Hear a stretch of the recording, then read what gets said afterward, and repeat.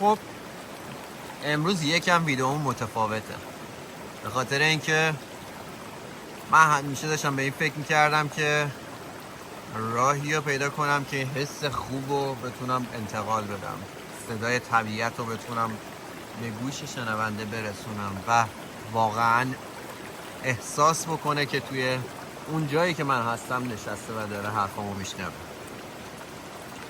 ولی الان که اینجا رو پیدا کردم به این نتیجه رسیدم که من فقط دارم صدا رو برای شما میذارم و صدای طبیعت رو میشنویم، ولی از تصویر و زیبایی محرومیم.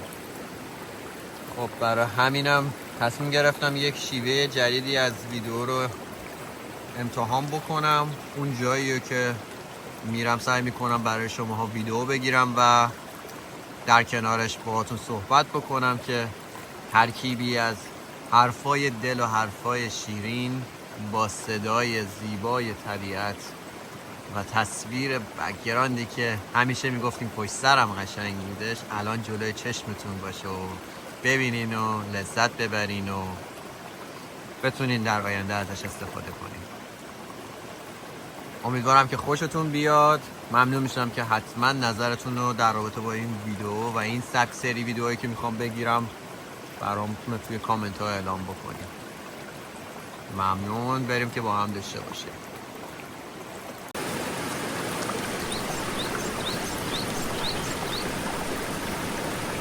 همه ما خواسته ها و آرزوهایی داریم، اما چطور میتونیم به سرعت اونا رو به واقعیت تبدیل کنیم؟ امروز به شما سریع‌ترین راه جذب خواسته ها رو نشون میدم. پس با من همراه باش. سلامی دیگر از دل طبیعت. سلام دوست خوبم، امیدوارم حال دلت عالی باشه. این سلام یه سلام مخصوص از کنار طبیعته، طبیعتی که داره جاری از کنارمون میگذره و صدای زیباشو به گوشمون میرسونه. برای اینکه بخوایم خواسته هامونو سریعتر به دست بیاریم، اولین قدمش اینه که ذهنیت مثبت داشته باشیم. یه ذهنیت مثبت میتونه هر چیزی رو به واقعیت برسونه. پس برای جذب سریعتر خواسته ها داشتن یه ذهنیت مثبت نقش حیاتی رو داره.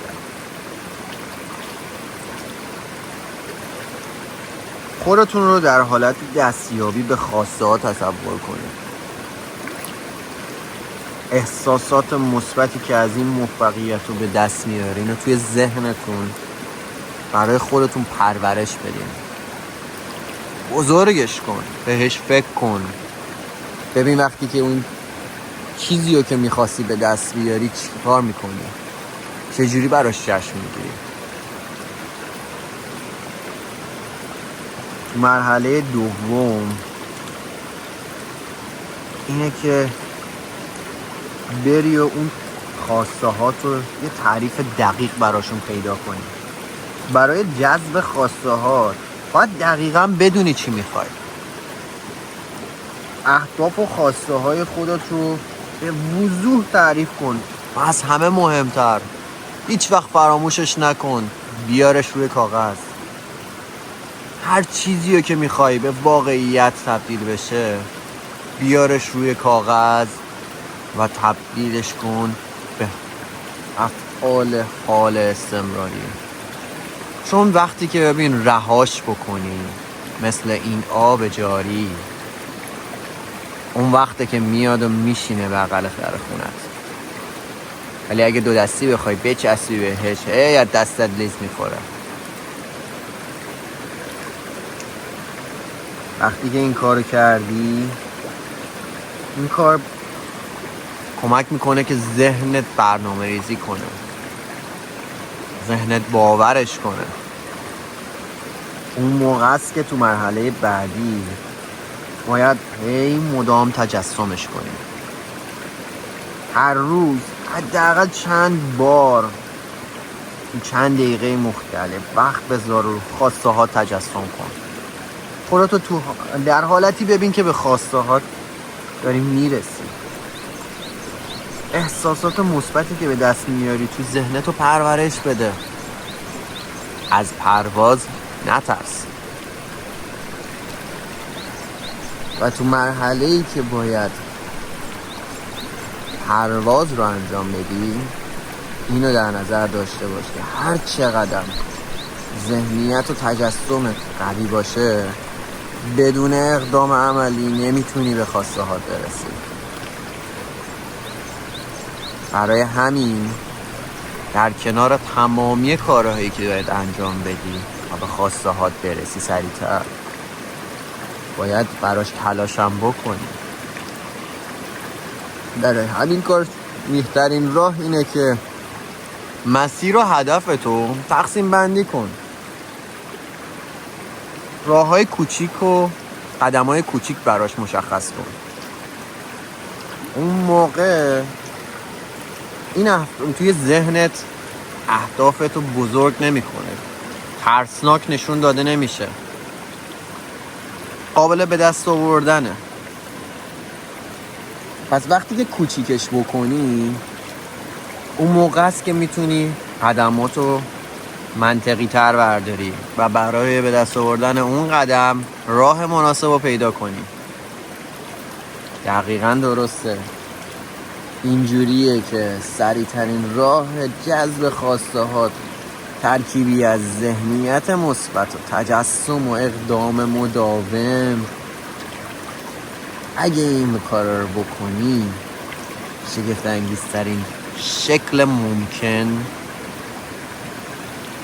همه خواسته ها تو به دست میاری. همه اینا ترکیبی از راه ها و مراحل مختلفیه که تو برای ذهن خودت مشخص میکنی. پس ازت میخوام رفیق بشینی خواسته ها و اهدافتو بیاری روی کاغذ. از بلند پروازی نترس، چرا که این طبیعتی که داری میبینی حداقل پاداشیه که برای کارتو داده میشه. طبیعت همیشه مراقبته، هواتو داره. فقط کافیه که از کلمات درست و راه و رسم درست ازش درخواست بکنی. اون وقت میبینی که چجوری آب پات میاد. ممنونم که این ویدیوی جدید رو با من همراه بودید. امیدوارم که از این سبک خوشتون اومده باشه و صدا به اندازه کافی واضح باشه. به همین منوال ویدیوهای بعدی رو خواهید دید. شب و روزتون بخیر.